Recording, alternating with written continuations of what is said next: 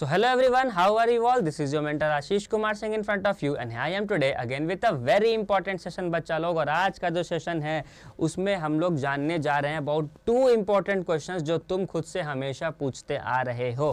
पहला क्वेश्चन ये है कि अगर हम जीएनवी की तैयारी करते हैं तो हमें क्या प्लस पॉइंट मिलेगा तैयारी करने से, क्या तैयारी करने से हमारा एकेडमिक्स स्ट्रांग होगा और हम स्ट्रांग होंगे एकेडमिक वाइज, ताकि हम आगे अपने करियर को, फ्यूचर को अच्छा बना सके, एजुकेशन लाइन में हम प्रॉपरली डेवलप हो सके।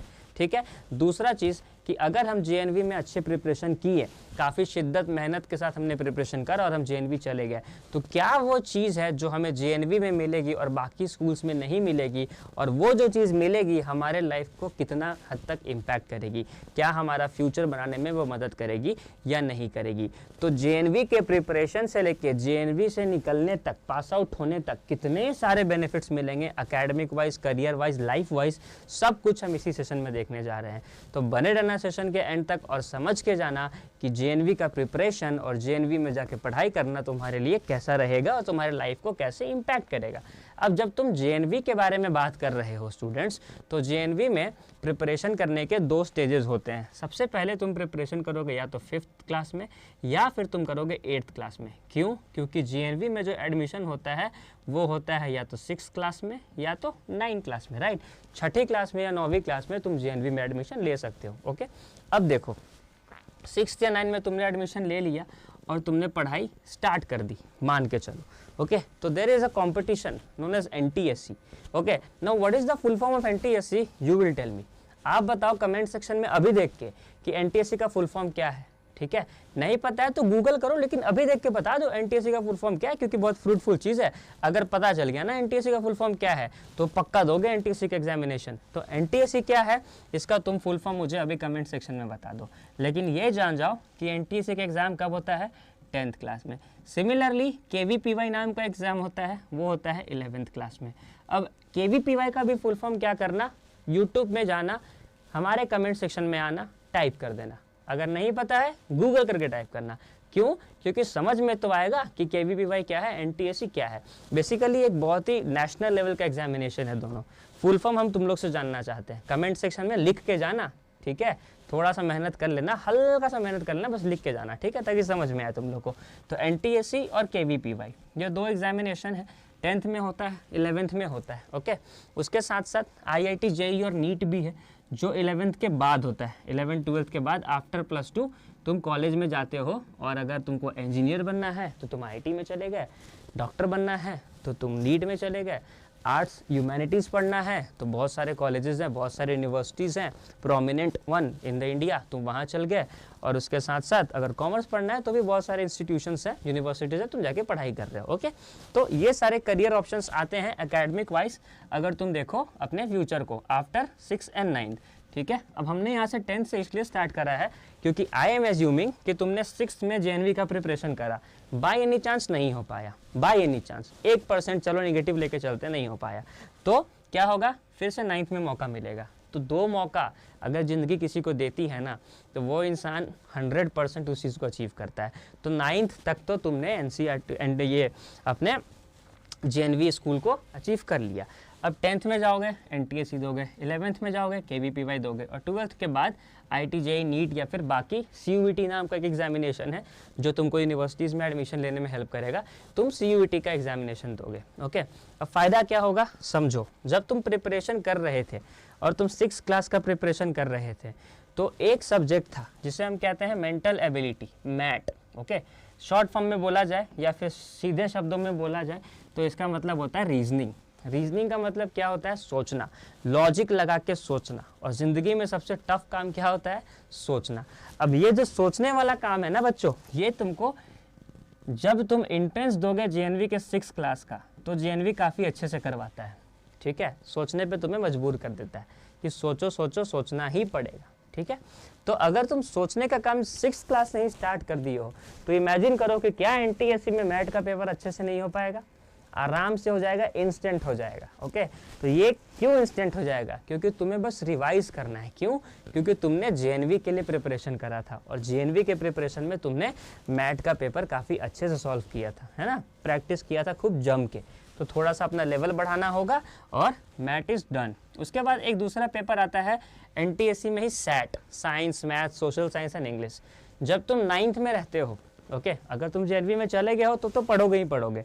9th का भी अगर तुम इंटरेस्ट देते हो तो वहाँ पे भी तुम्हें साइंस वगैरह दिख जाता है, मैथ्स वगैरह दिख जाता है। साइंस के अंदर फिजिक्स, केमिस्ट्री, बायोलॉजी वगैरह दिख जाता है और काफ़ी अच्छे पैमाने पे दिखता है, मतलब काफ़ी क्वेश्चंस इन डेप्थ आते हैं और उन इन डेप्थ क्वेश्चंस तक तुमको ले जाने का काम कौन करता है? हम जैसे टीचर्स करते हैं, राइट। तुमसे कुछ भी ना छूटे इस चीज़ का गारंटी हम जैसे टीचर्स लेते हैं। काफ़ी इन डेप्थ तरीके से हम लोग पढ़ाई करते हैं, जम के पढ़ाई करते हैं ना।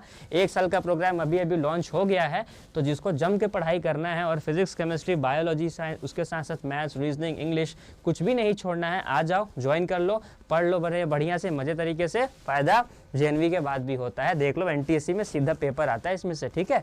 तो NTSC तो हो गया, चलो NTSC में तो क्लब कर गया सिलेबस, तो कहीं ना कहीं JNV का प्रिपरेशन हेल्प कर गया सर।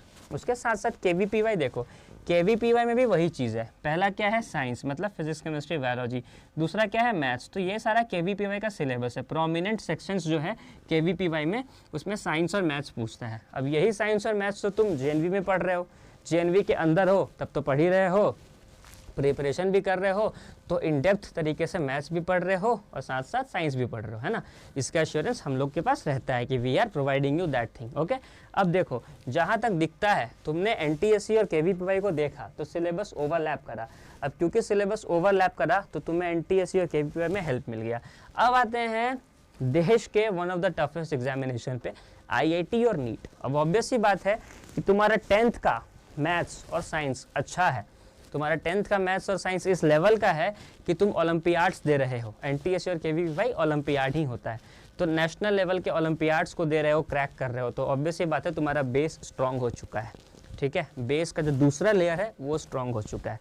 पहले तुमने JNV क्लियर करा, ओके, जो कि एक नेशनल लेवल एग्जामिनेशन लेता है, नेशनल लेवल स्कूल से JNV के।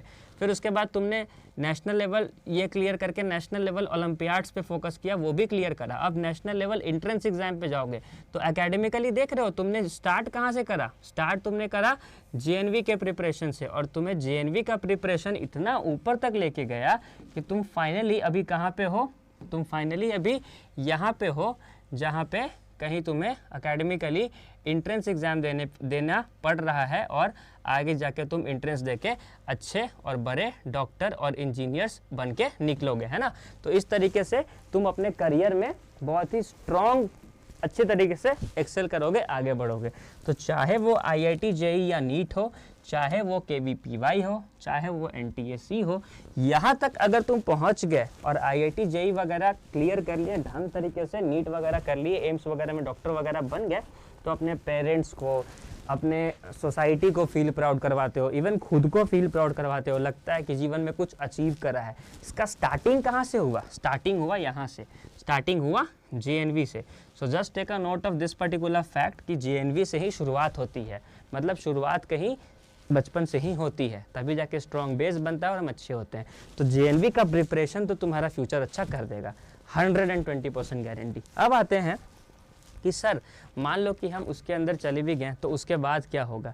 तो उसके बाद भी यही होगा कि अगर तुम स्कूल में जाते हो तो उस स्कूल में नेशनल अवार्ड विनिंग टीचर्स होते हैं, डिसिप्लिन्ड इन्वायरमेंट होता है और तुम्हारे मेंटल और फिजिकल हेल्थ पे काफ़ी अच्छी तरीके से फोकस कराया जाता है। इसका मतलब क्या होता है कि अगर तुम एक लोकल नॉर्मल स्कूल में हो, लोकल तो नहीं बोलना चाहिए, लोकल स्कूल भी काफ़ी अच्छा होता है, नॉर्मल स्कूल में हो तो ऑब्वियसली तुम स्कूल गए, पढ़ाई किए, वीक में एक बार स्पोर्ट्स गेम का पीरियड होता है, तुम स्पोर्ट्स खेले, तुम एंजॉय करें, कभी कभी ओलंपियाड्स वगैरह भी होते हैं नेशनल लेवल पे।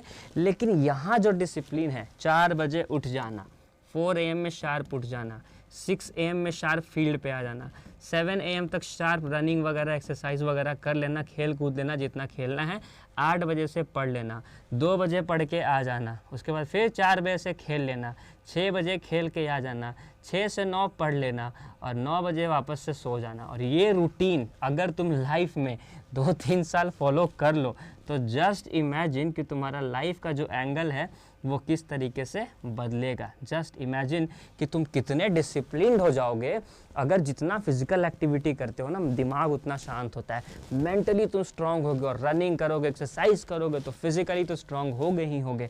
और अगर तुम मेंटली स्ट्रांग हो, फिजिकली स्ट्रांग हो, एकेडमिकली स्ट्रांग हो, डिसिप्लिन्ड हो, पंक्चुअल हो, हार्ड वर्किंग हो, डेडिकेटेड हो, कमिटेड हो अपने करियर को लेके, अपने फ्यूचर को लेके, तो एक बात बताओ कि तुमको कौन रोक सकता है?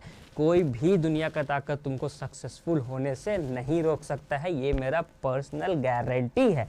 तो जेएनवी में तैयारी करने में तो फ़ायदा है ही, और जेएनवी में तुम चले जाते हो तो फ़ायदा 2x हो जाता है, मतलब तुम्हारा तरक्की का चांस 2 गुना हो जाता है। और वहाँ पे तुमको एक कॉम्पिटिटिव इन्वायरमेंट भी मिलता है। तुम अगर तेज़ हो तो तुम्हारे साथ पढ़ रहे बच्चे भी काफ़ी तेज़ हैं, तो तुम सीखते हो, समझते हो, जानते हो, मेहनत करते हो, एफर्ट लगाते हो और फिर जीत के आते हो। तो इसीलिए कहा जाता है बच्चों कि JNV is one of the best exam in the entire nation. And I hope कि जेएनवी की तैयारी तुम लोग काफ़ी अच्छी तरीके से करोगे, और इस सेशन को देखने के बाद तुम्हें समझ में आएगा कि how much important JNV examination इस। ये बस एक एग्जामिनेशन नहीं है, ये एक ऐसा इमोशन है जो तुम्हें फ्यूचर में इतना स्ट्रॉन्ग बना देगा कि पूछो मत। और तैयारी का चिंता मत करो, क्यों? क्योंकि जेएनवी की तैयारी हमारी जिम्मेदारी, ये भी हमारी जिम्मेदारी है कि जेएनवी तुम क्लियर कर सको और फ्यूचर अपना अच्छा कर सको। ठीक है, तो मिलते हैं फिर दूसरे सेशन में, और I will be coming up with more such sessions, और बातें होंगी और मुलाकातें होंगी। अभी के लिए इतना ही काफ़ी था, तो बाय बाय, टेक केयर, स्वस्थ रहो, मस्त रहो और जय हिंद।